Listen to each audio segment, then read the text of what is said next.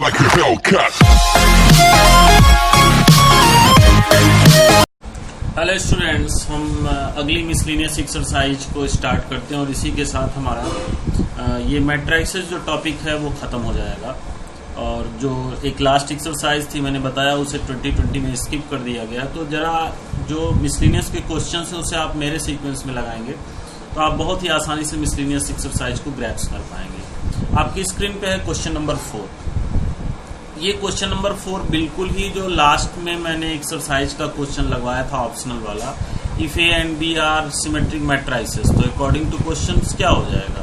अभी मैंने थोड़ी देर पहले लगाया, बिल्कुल सेम क्वेश्चन है। मैं डिस्कस क्या करूं, अभी ये क्वेश्चन हुआ जस्ट इसके पीछे जो क्वेश्चन है वो यही है।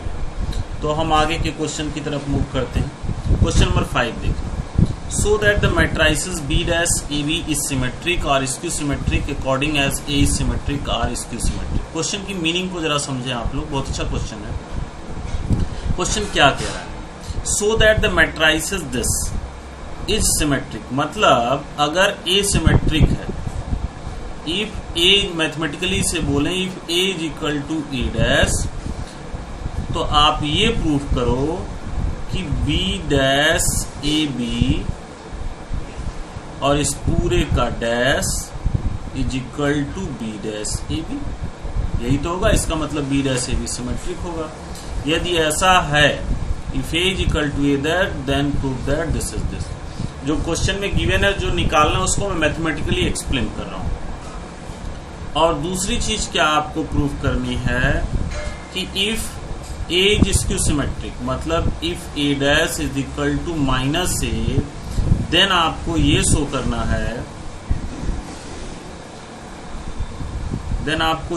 करना है, कि B डैश ए बी पूरे का transpose is equal to minus B dash A. तो इसका मतलब ये स्क्यू सिमेट्रिक हो जाएगा। अब चलिए वन बाय वन हम प्रूव करते हैं। तो ए इक्वल टू ए डैश का यूज करते हुए आपको ये ले आना है। तो जरा भी बी डैश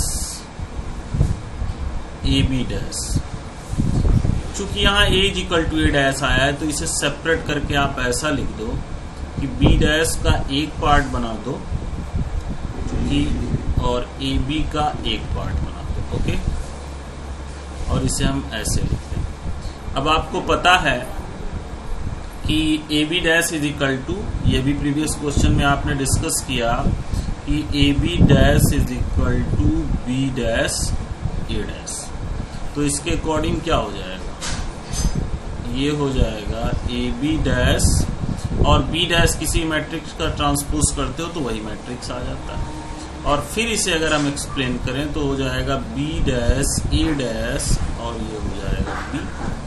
ओके, अब ध्यान दीजिएगा, अब ये सारे कॉन्सेप्ट्स आपके well up to date clear हो जाएंगे। और फिर आप देखें हमें प्रूफ क्या करना है, इस पे ध्यान देंगे। बी डैश ए बी लाना है तो बी डैश को आप ऐसे ही पढ़े रहने दो और ए डैश बी को आप एक पास रख लो, कोई दिक्कत नहीं है।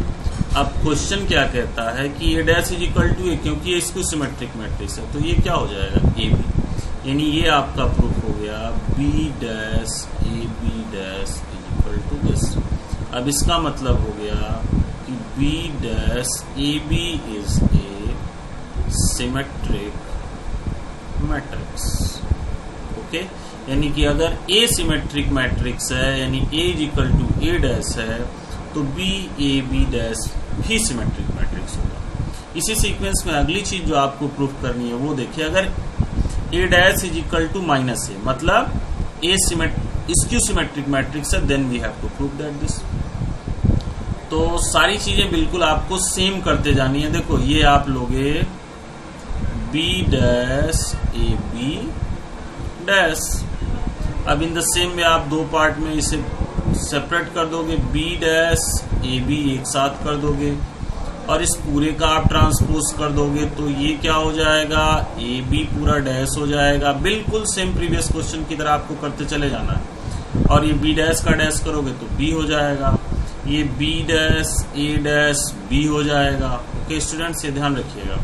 अब ये बी डैश को आप सेपरेट कर दो और इसको आप ए डैश बी कर दीजिए।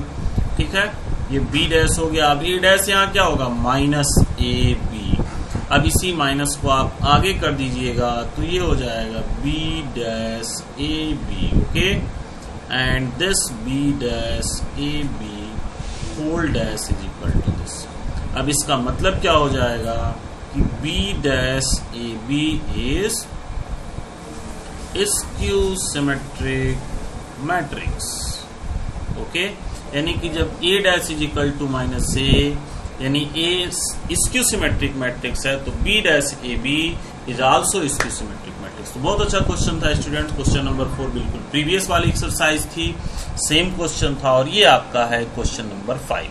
क्वेश्चन को इसी तरह से मेरे सीक्वेंस में लगाइए, बहुत ही आसानी से आप पूरी एक्सरसाइज को ग्रैप्स कर लेंगे, कोई आपको प्रॉब्लम और डाउट नहीं। Okay students,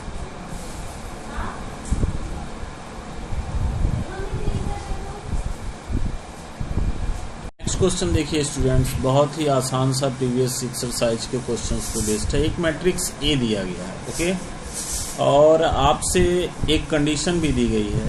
according to question A dash A is equal to I. मैं आपको हिंट दे रहा हूं, इसे आप खुद ही लगाएंगे। ए डैश क्या होगा, 0 2i z X Y minus Z X Y minus Z X minus Y Z. Okay, और ए आपका गिवन है 0 2i एक्स नहीं है, सॉरी जेड है, Z and X Y minus Z X minus Y Z. ठीक है, 3x3 का matrix है, रिजल्ट भी आपका वही आएगा। और ये आइडेंटिटी मैट्रिक्स 1 0 0 1 0 0 0 1 आइडेंटिटी मैट्रिक्स। अब इसको जब आप मल्टीप्लाई करेंगे स्टूडेंट्स, तो मैं आपका टाइम सेव करके सीधे बता दे रहा हूं, ये जो आएगा क्या आएगा, this implies that 2x square 0 0। ये मल्टीप्लिकेशन पूरा आपको डिटेल में करना पड़ेगा, क्योंकि कॉन्सेप्ट में डिस्कस कर चुका हूँ, बहुत सारे क्वेश्चन बता चुका हूँ, इसलिए टाइम सेव करने के कारण मैं रिजल्ट आपको सीधे बता दे रहा हूँ। 0 0 3z square. Okay, and this is equal to identity matrix 1 0 0 1 0 0 0 1। Okay, corresponding element को आप कंपेयर करेंगे, रिजल्ट आपका आएगा 2x square is equal to 1, यानी x इज इक्वल टू आपका रिजल्ट आएगा प्लस माइनस 1 बाई √2। ओके, और नेक्स्ट है 6y square is equal to 1, y is equal to plus minus 1 by √6।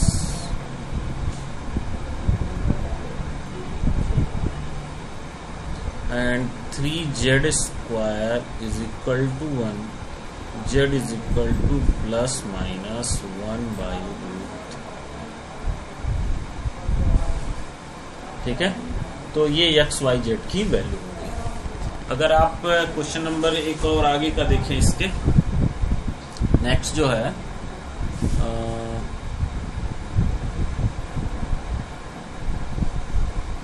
एकदम इसी से मैच करता हुआ क्वेश्चन नंबर 7 आपका देखें।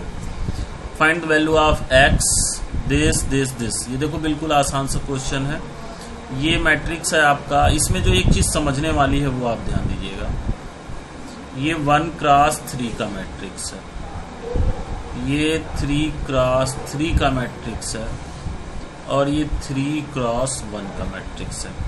तो जब 1x3 और 3x3 पहले आप इन दोनों को मल्टीप्लाई करेंगे तो ये आ जाएगा 1x3 और ये 3x1। और जब इनको आप मल्टीप्लाई करेंगे तो यहाँ से आपका जो रिजल्ट आएगा वो 1x1 का मैट्रिक्स आएगा। ओके स्टूडेंट्स, इसी सेम तरीके से आप क्वेश्चन को करेंगे तभी ये बहुत ही आसानी से आएगा। और ये जो पूरा कैंसिल होके आपका जब आपका लास्ट में ये आएगा रिजल्ट, जब ये लास्ट में 1x1 कुछ इस तरीके से आएगा, 4 plus 2x plus 2x, okay, and this is equal to 0।